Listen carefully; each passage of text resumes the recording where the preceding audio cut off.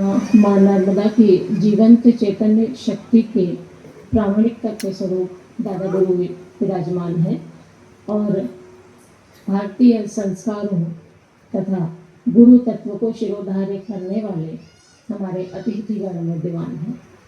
उसके साथ आप सबका भी अभिनंदन, आप सबको भी नमन। आपकी बृहत उपस्थिति इस आयोजन की गरिमा है। आज नर्मदा चिंतन के इस मंच पर समर्थ सृष्टि पत्रिका का जो लोकार्पण हुआ, तो मैं ये कहना चाहूँगी कि समर्थ सृष्टि पत्रिका के मूल में भी नर्मदा ही है, माँ नर्मदा ही है, क्योंकि समर्थ सृष्टि पत्रिका दादा गुरु के कार्यों के, उनके चिंतन की, उनकी अभिव्यक्ति की एक ऐसा माध्यम है जो आपके और हमारे मध्य के बीच का सेतु है। और दादा गुरु के शरीर में माँ नर्मदा ही रक्त बनकर दौड़ रही है, तो इसलिए उसके मूल में नर्मदा ही है। समर्थ सृष्टि की पत्रिका को दादा गुरु कहते हैं कि माँ नर्मदा बहता हुआ पानी नहीं, चलती हुई भवानी है।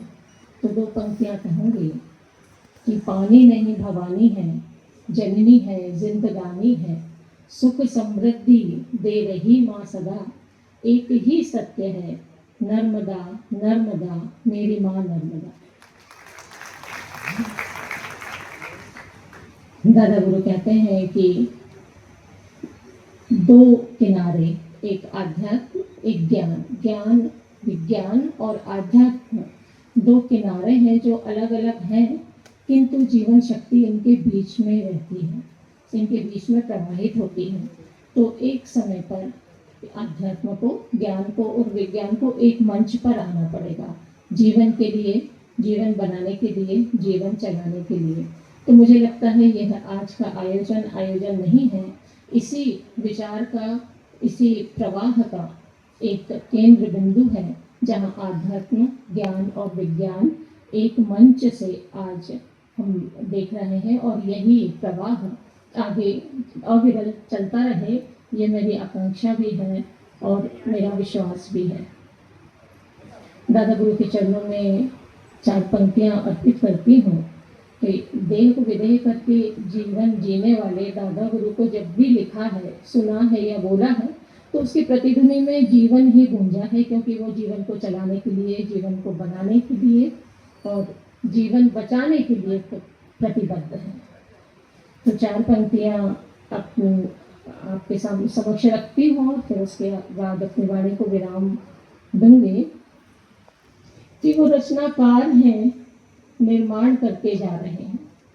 वे रचनाकार हैं, निर्माण करके जा रहे हैं, इस धरा पे जिंदगी के प्रतिमान गढ़ते जा रहे हैं। कड़ी धूप हो, जाड़ा हो या कड़कती बिजलियाँ, कड़ी धूप हो, जाड़ा हो या कड़कती बिजलियाँ, वो सभी के सपनों को साकार करते जा रहे हैं। देश और विदेश के चिंतन का प्रश्न बन गए जो, वो दादा गुरु एक रहस्य बनते जा रहे हैं। और नर्मदा पथ की वो है एक अबूझ पहेली, जो सहजता से विलक्षण कार्य करते जा रहे हैं। हो गए हैं 6 वर्ष निराहार चलते माँ के पथ पर, हो गए हैं 6 वर्ष निराहार चलते माँ के पथ पर, वे सनातन की जड़ों को चैतन्य करते जा रहे हैं। वे रचनाकार हैं, निर्माण करते जा रहे हैं, इस धरा पर जीवन के प्रतिमान गढ़ते जा रहे हैं। धन्यवाद।